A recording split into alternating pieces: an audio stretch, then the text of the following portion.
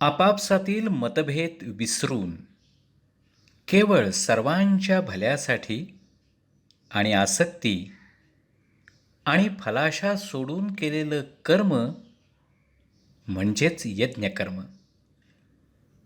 लोकसंग्रहार्थ अनासक्त होऊन निष्काम बुद्धीनं कर्म करणं म्हणजेच यज्ञकर्म होय, असं सांगते ती भगवद्गीता. हरिओ. आता 16वा श्लोक आहे. अनेक चित्त विभ्रांता मोहजाल समावृताः प्रसक्ताः कामभोगेषु पतन्ति नरकेषु च. या प्रकारे अनेक चिंतांनी भ्रांत झालेले आणि मोहजालामध्ये बद्ध झालेले आसुरी लोक इंद्रिय तृप्तीमध्ये अत्याधिक आसक्त होतात आणि नरकामध्ये पतित होतात. अनेक चित्त विभ्रांता, अनेक प्रकारच्या कामनांनी ज्यांचं चित्त भ्रमित झाले असे, मोहजाल समावृता, जे मोहरूपी जाळ्यात गुरफटून गेलेत असे, कामभोगीषु प्रसक्ता, विषयांच्या भोगामध्ये अत्यंत आसक्त झाले आहेत असे जे आसुरी प्रवृत्तीचे लोक आहेत ते काय करतात? अशोचो नरके पतंती, अत्यंत अपवित्र अशा नरकामध्ये पडतात. अनेक चित्त विभ्रांता, अर्थ आणि काम हे दोनच पुरुषार्थ आहेत. हेच समग्र जीवनाचं सूत्र ज्यांनी मानलं आहे ना, केवळ कमावणं, सर्व प्रकारचं भोग घेणं हीच जीवनाची इतिकर्तव्यता आहे असं एकदा मानलं ना की मग माणूस अनेक कामात स्वतःला गुंतवून घेतो आणि तेच सर्व श्रेष्ठ आहे असं मानतो. अशी माणसं ना शांत कधीच राहू शकत नाहीत. हे झालं, ते केलं, अजून ते करायचं आहे, शेकडो योजना डोक्यात घोळत असतात. अशा लोकांच्या बुद्धीच्या फक्त दोनच स्थिती असतात, अनेकाग्रता तरी किंवा शून्याग्रह, कुठेच नाही, एकाग्र कुठेच नाही. अशा अनेकाग्र बुद्धीलाच भगवंतांनी अव्यवसायत्मिका बुद्धी असं दुसऱ्या अध्यायात म्हटलं आहे. हे अगदी उघडच आहे. आणि अशी माणसं स्वतःला अनेक कामात गुंतवून घेतात. लक्षात घ्या, माहीत आहे. कारण त्यांना काय वाटतं की माझ्याशिवाय व्यवसाय किंवा माझ्याशिवाय संसार चालणंच शक्य नाही. राष्ट्रीय पातळीवरचा एखादा नेता हाच विचार राष्ट्राच्या बाबतीत करतो, राष्ट्राच्या बाबतीत, की जणू काय मी आहे म्हणून राष्ट्र आहे असं त्याला वाटतं. आणि त्याला आणि त्याच्या चेला चपाट्यांना असं वाटतं, हो हे खरं आहे. पण खरं तर कोणाचंच कोणापासून अडत नाही, कटू असलं तरी सत्य आहे, हे निश्चित आहे. बरं, अशा लोकांना सर्वच गोष्टीची घाई असते, सगळं इन्स्टंट पाहिजे. तसं तर होत नाही. प्रत्येक गोष्टीसाठी योग्य वेळ तेवढा द्यावाच लागतो. आणि एकाग्रपणे केलेलं काम पूर्णत्वाने समाधान देणारं असतं. नाही तर काय होतं, एक नधड भाराभर चिंधे अशी स्थिती होते. आणि अशा स्थितीचं वर्णन करतानाच भगवंत सांगत आहेत की अशी माणसं कशी असतात? मोहजाल समावृत, मोहाच्या जाळ्यात गुरफटलेले असतात. कसलं मोहजाल? बघा ना, 13व्या 14व्या आणि 15व्या श्लोकात त्यांनी जे सांगितलं, ज्याची चर्चा झाली ते म्हणजे काम, क्रोध, अभिमान यांच्या आधारे जे मनोरथ चालतात ना, ते आहे मोहजाल. शास्त्र असं सांगतं की रंगरूपात्मक दुनिया हीच मोठी मायाजाल आहे. हे मोठं मायाजालच आहे. जगात दिसतं ते सत्य भासतं, कारण इथल्या वस्तू, व्यक्ती, प्रसंग, परिस्थिती यांच्यामध्ये एवढं आकर्षण आहे, हो, की तेच हवंसं वाटतं. त्याच्यामागे काय सत्य आहे ते जाणलंच जात नाही.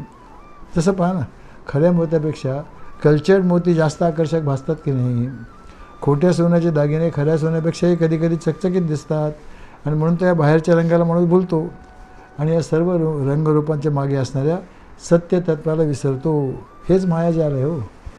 अहो, इतक्या लांब कशाला जायचं? स्वतःचं परीक्षण करून बघा ना. हे आपलंच वर्णन चाललं आहे, दुसरं काही नाही. आपले दिवसभर विचार काय असतात, हो? वस्तू, व्यक्ती, प्रसंग, परिस्थिती यांच्याबद्दल असतात की नाही? आपण करीत असलेल्या किंवा करायचं जे ठरवलं आहे त्याच्याबद्दल असतात. किंवा आपल्या स्वतःच्या कुटुंबातले व्यक्ती, स्वतःचे परिचित माणसं, ओळखीची माणसं किंवा नात्यामधले व्यक्ती, जीवनात घडून गेलेल्या घटना किंवा अमुक घडावं अशी इच्छा, हे सगळे विचार असतात. दुसरं काय असतं? आणि जसे विचार तसं बोलणं असतं आणि तसंच कार्यसुद्धा होतं ना. हे सारे विचार केवळ प्रकृतीच्या क्षेत्राशी संबंधित आहेत की नाहीत? आणि प्रकृतीच्या क्षेत्रामध्ये तर काहीच कायमचं नाही आहे, सतत बदलणार आहे, सतत हातातून निसटणार आहे, सतत अशाश्वत आहे.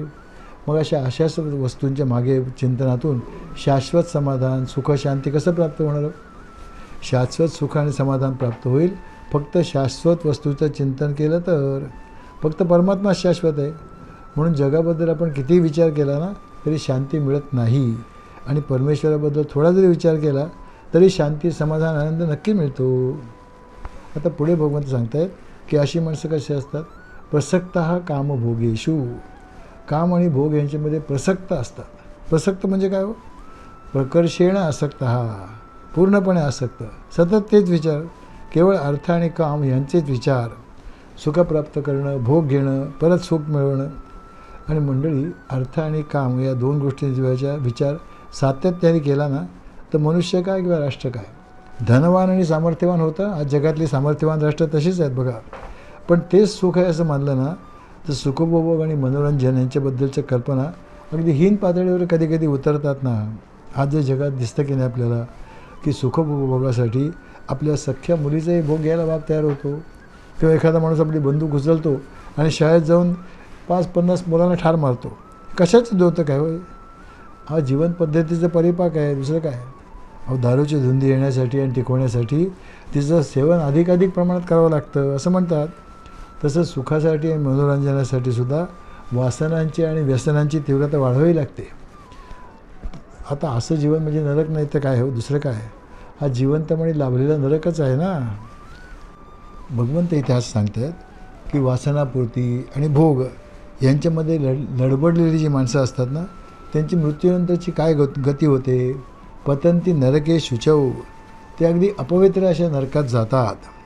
या नरकांचा थोडासा उल्लेख महाभारतामध्ये येतो बरं का. पण असं म्हणतात की जर तुम्हाला सविस्तर माहिती हवी असेल ना तर गरुड पुराण वाचा. मी वाचलेलं नाही आहे, लक्षात घ्या. पण त्याच्यात 28 एकापेक्षा एक चांगले नरक आहे तसं वर्णन केलं आहे. आणि अतिशय वर्णन असं आहे की ज्याची किळस वाटावी. हे खरं आहे, खरंच आहे असं म्हणतात. आता परिस्थिती काय आहे? सगळं सांगण्याचं तात्पर्य काय आहे हो की अजूनही वेळ गेली नाही हो. आपले दुर्गुण सोडून दैवी गुणांच्या मार्गाने प्रवास सुरू करा. आणि ते जर केलं ना तर भगवत कृपेने सगळं टाळता येईल. आता आसुरी संपत्तीचे गुलाम असलेले लोक असतात ना त्यांच्या स्वभावाचं वर्णन भगवंत पुढच्या 17व्या श्लोकात करत आहेत. तोही पाहूया. आता 17वा श्लोक आहे 16व्या अध्यायातलं. काय म्हणतात बघा. आत्मसंभाविता स्तब्धा धनमानमदान्विताः यजन्ते नाम यज्ञैस्ते दंभेना विधिपूर्वकम्. आपल्याला श्रेष्ठ मानणारे आणि सदैव उद्धट असणारे, धन आणि खोट्या प्रतिष्ठेने मदांध झालेले आसुरी लोक कधीकधी शास्त्रांच्या विधिविधानांचं पालन न करता अहंभावाने केवळ नाममात्र यज्ञ करतात. आत्मसंभाविता म्हणजे स्वतःला मोठे मानणारे. स्तब्धा ही घमेंडी माणसं. धन मान मदान्विता. धन आणि मान यांच्या मदाने म्हणजे अहंकाराने युक्त होऊन, दंभेनं म्हणजे पाखंडीपणाने, नामयज्ञ अविधिपूर्वक यजन्ते. शास्त्रांना मंजूर नसलेल्या पद्धतीने नामयज्ञाचं आयोजन करतात. आता ज्या माणसाने केवळ इहवादी भोगवादी जीवन पद्धती स्वीकारली ना अशा आसुरी संपत्ती धारण केलेल्या माणसांचं गुणवर्णन भगवंत करत आहेत बरं का. कशी असतात ही माणसं? आत्मसंभाविता म्हणजे अहममान्यता, आत्मसंभावितपणा, अहमपणा, दुसरं काय. प्रत्येक ठिकाणी मी आणि माझं, मला, स्वतःला मोठं समजणं, आपल्यापेक्षा सुखी, आपल्यापेक्षा शहाणं, आपल्यापेक्षा चांगलं जगात कोणीच नाही असं ते अगदी ठामपणाने मानतात. ते आहेत आत्मसंभावित. अशा लोकांचं बघा जे बोलणं असतं ना ते केवळ एक 5-10 मिनटं टेप करून बघा. 10 मिनटामध्ये प्रत्येक वाक्यात ते मी, माझं, मला आवडतं, मला आवडत नाही, हा मीचा भाव अगदी आढळणारच. यालाच म्हणतात अहमभाव किंवा अहममान्यता. अशी माणसं स्वतःचा मोठेपणा जाहीर करण्यासाठी ना भाड्याचे प्रचारक नेमालसुद्धा कमी करत नाहीत. स्वतः प्रसिद्ध व्हावं अशी माणसं अनेक चित्रविचित्र गोष्टी करायला तयार होतात. आता अशा प्रसिद्धीपरायण जे लोक असतात ना त्यांच्याबद्दल संस्कृतमध्ये एक श्लोक येतो बरं का. घटम बिंध्यात पटम छिंद्यात कुर्यात गर्धवरोहणम येन प्रेकेन प्रकारेण प्रसिद्धो पुरुषो भवेत. पहिलं तर काय करावं? रस्त्यात कपडे फाडावेत ना, मडकी फोडावीत, गाढवावरून स्वतःची दंड काढून घ्यावी, काहीही करावं पण माणसाने प्रसिद्धी प्राप्त करून घ्यावी. आता हेवादी तत्त्वज्ञानामध्ये बसणारीची गोष्ट आहे ना. ही माणसं कशी असतात? स्तब्धा, अत्यंत घमेंडी, आक्कडबाज, कोणाबद्दलच कसलाच आदर नाही, कुणासमोर जरा झुकणार नाहीत. मग मनपूर्वक नमस्कार वगैरे दूरच राहिलो. त्यांच्यासमोर अगदी एखादे संत पुरुष जरी आले ना तरी ते वाकून नमस्कार करणार नाहीत बघा. स्वतःच्या मोठेपणाच्या खोट्या कल्पना. अशा माणसांना कधी कोणाला नमस्कार करावाच लागला ना तर तो अगदी जेमतेम गेलेला असा असतो. मंडळी, खरंच असं आहे की जिथे जिथे श्रेष्ठत्व दिसेल ना तिथे तिथे नतमस्तक होणं ही तर खरी नम्रता आहे ना, यात शंकाच नाही आहे. हा मनाचा मोठेपण आहे हा. पण हे आसुरी संपत्तीवाले जे लोक असतात ना ते काय म्हणतात, आम्ही कुणापुढे झुकणार नाही, हाच गर्व आहे. अशांच्या संबंधातच तुकाराम महाराज एकदा म्हणाले ना, महापुरे झाडे जाती तेथे लवाळे वाचती. खरंच आहे. अहो, नतमस्तक व्हा ना, स्वतःला कधीच मोठं मानू नका. प्रत्येकाला भगवंताने काही ना काहीतरी गुण दिलेलाच आहे, लक्षात ठेवा. कुणाकडे सौंदर्य असेल, कुणाला शालीनता असेल, कुणाला बुद्धी असेल, कुणाला एखादी कला कौशल्य असेल. प्रत्येकाला काहीतरी वैशिष्ट्य आहेतच प्रत्येकामध्ये. आणि त्यामुळे नतमस्तक होणं हेच तर खऱ्या गुणग्राहकतेचं द्योतक आहे. हो, हे नक्कीच आहे. आणखीन कसे असतात, धन मान मदान्विता. मद म्हणजे गर्व चढलेले, गर्विष्ठ. कशाची मस्ती, कशाची गुरमी असते, पैशांची मस्ती असते, मानसन्मानाची. आज आपल्याला अनेक ठिकाणी आणि विशेषतः नवश्रीमंतांमध्ये पैशाची गुरमी फार दिसते. त्यांना असं वाटतं की आपण पैशाच्या जोरावर जगात काही करू शकतो. रात्री बेरात्री दारू पिऊन बेदरकारपणे स्वतःच्याच मोटरखालती अनेकांना चिरडणारे आणि मग स्वतःच्या पैशांनी साक्षीदारांना पैसे चालून कोर्टातून सुटणारे महाभाग या आसुरी संपत्तीचं उदाहरण आहे ना, चालतं बोलतं उदाहरण आहे.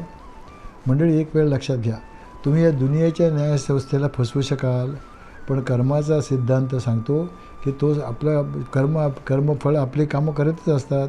तिथे फसगत नाही चालत. हो, हे निश्चित आहे. आपल्यापैकी अनेकांनी कर्मसिद्धांताचा अभ्यास केला असेल, निदान कर्मसिद्धांत वाचलेला तर नक्कीच आहे. आणि या संबंधात ना एक अगदी प्रत्यक्ष घडलेली घटना सांगतो. सत्य घटना, एका पुस्तकात मी ती वाचली. एकदा सकाळी एक जज होते एका गावाला. एक दिवस सकाळी त्या गावाला समुद्रकिनारा होता. ते सकाळी समुद्रकिनाऱ्यावर फिरायला जायचे. एक दिवस काय झालं, त्यांच्यासमोर एका माणसाने दुसऱ्या माणसाच्या पोटात सुरा खुपसला. तो माणूस खाली पडला आणि तडफडायला लागला. आता आसपासची माणसं जमली. हो, त्याने त्याला पकडला. मग पोलीस आले आणि सगळे सोपस्कार सुरू झाले. पुढे असं झालं की ही केस त्यांच्यापुढे झाली बरं, काही खुनाची केस. आणि त्यांच्यापुढे आरोपी म्हणून जो माणूस होता ना त्यांनी प्रत्यक्ष खून केलेला त्यांनी पाहिला होता. पण शेवटी पोलीस खात्याने सादर केलेले पुरावे इतके कच्चे होते, इतके ढिसाळ होते की त्या माणसाला त्यांना दोषमुक्त करावं लागलं. आता ते गीतेचे अभ्यासक होते. त्यांना फार वाईट वाटलं की हा कर्मसिद्धांत इथे खोटा ठरला की काय, असं त्यांना वाटायला लागलं. पुढे काय झालं, त्यांची बदली होत होत होत एक 15-20 वर्षांनी ते एका जिल्ह्याच्या ठिकाणी परत न्यायाधीश म्हणून रुजू झाले बरं का. त्यांच्यापुढे परत एक खुनाची केस आली. आता त्यांनी जो पहिला आरोपी होता ना 15-20 वर्षापूर्वीचा, तोच या खुनामध्ये आरोपी होता, लक्षात घ्या. ह्या खुनात त्याच्या विरुद्धचे पुरावे इतके जोरदार होते की तो निश्चित खुनी असंच वाटेल.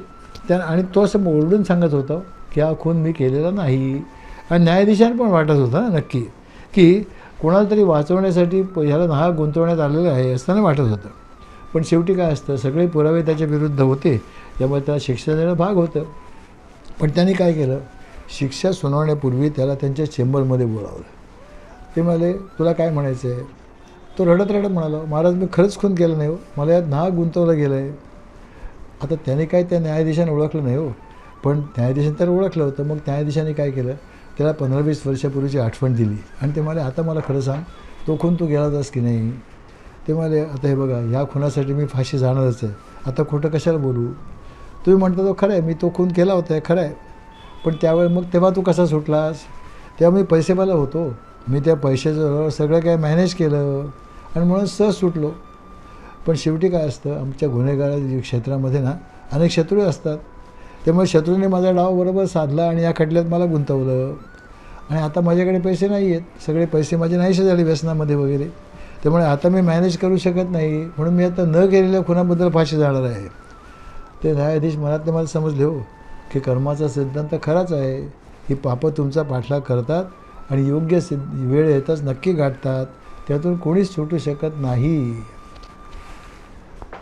पण धनिक माणसांना जरूर असं वाटतं बरं का, पैसेवाल्या लोकांना, की आपण पैशाच्या जोरावर काहीही करू शकतो. असं होत नाही हो. पूर्वी पहा ना, एक असं पत्रक असायचं, सुविचार त्याचे छापलेले असायचे, अनेक ठिकाणी लावलेलं असायचं. तुमच्यापैकी अनेकांनी ते पाहिलंसुद्धा असेल. त्याच्यामध्ये काय करायचं, पैसा काय करू शकतो आणि काय करू शकत नाही हे त्यात लिहिलेलं असायचं बरं का. त्यात काय लिहिलं असायचं की पैसा तुम्हाला जगातला सर्वात महाग अगदी रत्नजडित असा बेडसुद्धा देऊ शकेल, पण झोप देऊ शकणार नाही. पैसे तुम्हाला जगातले सर्वोत्तम डॉक्टर्स, औषधं हे सगळं देऊ शकेल, पण आरोग्य देऊ शकणार नाही, वगैरे वगैरे. मंडळी, पैसा हे सुखाचं साधन नक्कीच आहे, त्यात शंकाच नाही, पण ते म्हणजे सुख नाही ना, आणि ते सर्वस्वही नाही आहे. दैवी संपत्ती असणं हे भौतिक संपत्तीच्या पेक्षा नक्की श्रेष्ठ आहे, कारण दैवी संपत्तीकडे श्री आणि यश हे आपोआप चालत येतं, असाही अनुभव आहे. मान आणि अपमान यांनी जे लोक पीडित असतात ना, त्यांचं वर्णन भगवंत आता मान मदान विता असं करतायत बरं का. भगवंत काय म्हणत आहेत, ही जी आसुरी संपत्तीवाली माणसं आहेत ना, त्यांच्यासाठी मान अपमान हा सुद्धा मोठा श्रेष्ठ प्रतिष्ठेचा मुद्दा असतो बरं का.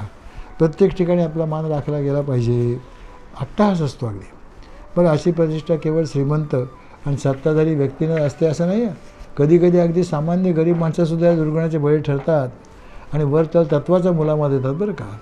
लग्नामध्ये पाय धुण्यावरून काय रामायण घडलं होतं ते मी तुम्हाला सांगितले मागे एकदा. हो, कशाला, आता अनेक वेळेला कोकणामध्ये जायचा प्रसंग येतो प्रवचनाच्या निमित्ताने.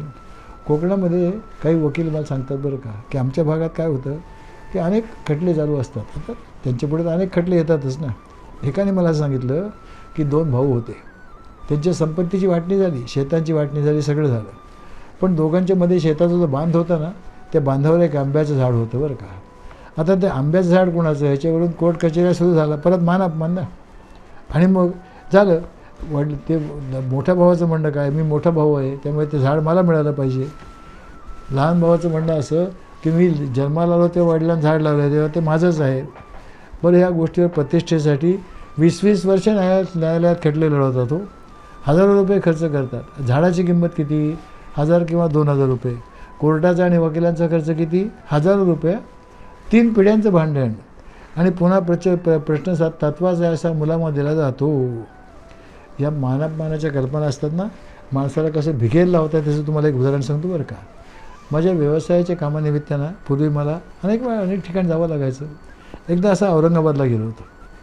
आता माझं काम कंपन्यामध्ये असायचो. कंपन्या काही शहरात नसतात ना, औरंगाबादला सुद्धा इंडस्ट्रियल इस्टेट 2 आहेत. त्यामुळे मी काय करायचो, एक गाडी करायचो, दिवसभर गाडी भाड्यानं घ्यायचो आणि ती गाडी फिरून संध्याकाळी त्याला पैसे देऊन झालं की मोकळं झालं. आता दुपारपर्यंत एक दिवस फिरलो आणि मग दुपारी आम्ही जेवणासाठी एका ठिकाणी थांबलो. आता साहजिकच मी ड्रायव्हरला असं सांगितलं, चल माझ्याबरोबर जेवायला. तो ड्रायव्हर मुसलमान होता बरं का, म्हणून मग सहज हिंदू मुसलमानांच्या गोष्टी निघाल्या झगड्याविषयी. तो काय म्हणाला, बाबूजी तुम्हाला माझीच गोष्ट सांगतो बरं का. अहो, या मानापमानाच्या खोट्या कल्पनांनी ना आमचं किती नुकसान होतं तुम्हाला सांगतो. आपण मगाशी कोर्ट रोडवरून आलो की नाही. आता औरंगाबादला तुम्ही गेलात ना, तिथे कोर्ट रोड आहे बरं का, तिथे कोर्ट रोड आहे. आणि ते म्हणाला असं की हे बघा, त्यावेळी पूर्वीचा काळ होता, खूप स्वस्तही होती आणि माझे वडील निजामशाहीमध्ये मोठे अधिकारी होते. त्यामुळे काय झालं, त्या कोर्ट रोडला माझ्या वडिलांनी 2 बंगले बांधले. 2 बंगले, कारण त्यावेळेला एवढी काही इकडे वस्ती नव्हती. 2 बंगले बांधले. पुढे वडील गेले आणि आम्ही दोघंच भाऊ फक्त आता राहिलो. त्यामुळे खरं काय व्हायचं, खरं भांडण्याचं काहीच कारण नाही, दोघांसाठी 2 घरं होती ना. पण त्यातलं एक घर थोडं मोठं होतं बरं का. आता मी मोठा भाऊ, त्यामुळे मला मोठं घर मिळालं पाहिजे अशी माझी इच्छा होती. आणि तो म्हणत होता की तू मोठा भाऊ आहेस ना, थोडं झुकावं त्याने, थोडी माघार घ्यावी आणि ते मोठं घर मला मिळावं अशी त्याची इच्छा होती. शेवटी काय झालं, सगळे घरचे लोक आणि नातेवाईकांचा दबाव सुरू झाला. दोघे आम्ही इरेला पेटलो, कोर्टात गेलो, कोर्ट कचेऱ्या सुरू झाल्या. खालच्या कोर्टात मी जिंकलो, म्हणून मग तो वरच्या कोर्टात गेला, तिथे तो जिंकला. मग माझे वकील आणि घरची माणसं इरेला पडली. ते काय म्हणाले, पाहिजे तर आपण कर्जसुद्धा काढू बरं का, आणखी वरच्या कोर्टात जाऊ, सुप्रीम कोर्टात जाऊ. असं होता होता कोर्टांचा आणि वकिलांचा खर्च एवढा वाढला, हो काय सांगू. आम्ही दोघंही कर्जबाजारी झालो. त्या वकिलांची फीसुद्धा आम्ही देऊ शकलो नाही. म्हणून मग शेवटी एक घर जे होतं माझं ते माझ्या वकिलांनी दिलं, त्याने त्याचं घर त्याच्या वकिलांनी द्यावं लागलं. आज ते दोघं वकील त्या घरात मजेत राहतात. हो, आम्ही मात्र झोपडपट्टीत राहतो. अशी स्थिती आहे. मानाची कल्पना, दुसरं काय आलं. भगवंत पुढे सांगतात, मान सन्मान, पैसा, सत्ता, प्रसिद्धी यांना आपापली माणसं कधीकधी यजंते नामयज्ञ असते, कधीकधी दंभेनं मोठा यज्ञयाग नामसप्ताह वगैरे करतात बरं का. प्रेमाने नाही, भक्तीने नाही, तर कशासाठी, मुळीच नाही. आपल्याला प्रसिद्धी मिळावी म्हणून, म्हणजे नाव ह्यांचं आणि यज्ञ इतरांच्या पैशाने केलेला अशी संकीर्तनं किंवा यज्ञयाग केले जातात बरं का. यज्ञ धार्मिक उत्सवाचं मोठा आयोजन केलेलं असतं. उद्देश काय असतो? फक्त स्वतःची प्रसिद्धी आणि मोठेपणा दाखवणं. मग अशी माणसं काय करतात? खंडणी वसूल करावी ना, तसं दुकानदारांकडून पैसे वसूल करतात आणि मग मोठा धार्मिक उत्सव घडवतात. आता त्यातल्या प्रत्येक पाटीवर, प्रत्येक पोस्टरवर त्यांचा मोठा फोटो असतो आणि त्याच्याखाली त्यांची मोठ्या मोठ्या पुढाऱ्यांनी त्या उत्सवाला बोलवलेलं पण असतो. त्यात त्यांची स्तुती करायची आणि त्यांना आपण कसे लोकांमध्ये प्रिय आहोत, आपल्या मागे किती कार्यकर्ते आहेत, हे सगळं त्या पुढाऱ्याच्या मनावर ठसवायचा प्रयत्न करायचा. म्हणजे मग काय होतं? येणारी जी निवडणूक असते ना, त्या निवडणुकीत त्यांनी आपल्याला तिकीट मिळावं उद्देश असतो. परत निवडणुका जवळ आलेत, पण अजून आचारसंहिता लागू झालेली नाही आहे. त्याचाही फायदा पुढारी घेतात. अशा यज्ञात ते येतात, पण त्यात धार्मिकता बिलकुल नसते, जराही नसते. धार्मिक कार्यक्रमातून सुद्धा आपल्या पक्षाचा प्रचारच केला जातो. साराच दंभ आणि खोटेपणा ना, सारं कसं अविधीपूर्वकम. मग या धार्मिक आयोजनामध्ये देखील विधिनिषेध काहीच नसतो. मी पाहिलेलं एक उदाहरण सांगतो. एका यज्ञाला गेलो होतो. एक मोठा यज्ञ होता असाच. आता यज्ञकुंड आणि आसपासचं वातावरण पवित्र असावं लागतं, म्हणून त्याने काय केलं होतं, तेवढा भाग चारी बाजूनी दोर बांधून आरक्षित केला होता बरं का. आतमध्ये फक्त यजमान आणि पुरोहित मंडळींनी जायचं, ते सुद्धा सोळं नेसून जायचं, असंच हे नियम होता आणि योग्य होता ना, त्यात काही शंकाच नाही आहे. मग पण तो सोहळा शेवटी कशासाठी होता? त्या भागातल्या एका पुढाऱ्याचा मोठेपणा सिद्ध करण्यासाठी होता ना. त्यामुळे त्याने काय केलं होतं, त्या सोहळ्यामध्ये काही मंत्र्यांना आमंत्रित केलं होतं. आता मंत्री आले म्हणजे सरकारी अधिकारी आलेच ना, त्यांच्या मागोमाग चेले चपाटे आले, काही आमदार आले, काही खासदार आले, सगळं आलं. मंत्र्यांनी काय केलं, मोठं भाषण ठोकलं आणि मग हे गल्लीतले पुढारी मंत्री यांच्या मागोमाग तो सारा लवाजमासुद्धा अगदी ते दोर ओलांडून यज्ञाच्या जवळ जाऊन नमस्कार वगैरे करून गेले. गुरुजींनी त्यांना प्रसाद पण दिला. झालं. ती म्हणते, अहो त्यांच्यापैकी काही मंडळी तर चपला बूट न काढताच तिथे गेली होती आतमध्ये. मी तिथल्या पुरोहितांना ते दाखवलं सुद्धा. त्यांना विचारलं, अहो हे काय आहे, ते कसं काय? जाऊ दे हो काय एवढ्या मोठ्या पुढाऱ्यांना कोण सांगणार? म्हणजे बघा ना, पुढारी प्रसिद्धीच्या आणि मतांच्या मागे आणि पुरोहित पैशाचे मिंदे, दुसरं काय आहे? सरच अविधीपूर्वक आहे की नाही? आसुरी संपत्तीचं प्रदर्शन आहे, दुसरं काय? अहो ज्ञानदेवाने सुद्धा अशा यज्ञांविषयी लिहिले बरं का. म्हणजे ज्ञानदेवांच्या काळात सुद्धा दांभिकपणा होता. आपलं दुर्दैव, दुसरं काय म्हणायचं. आता पुढच्या श्लोकात काय सांगतात बघूया. हरिओम.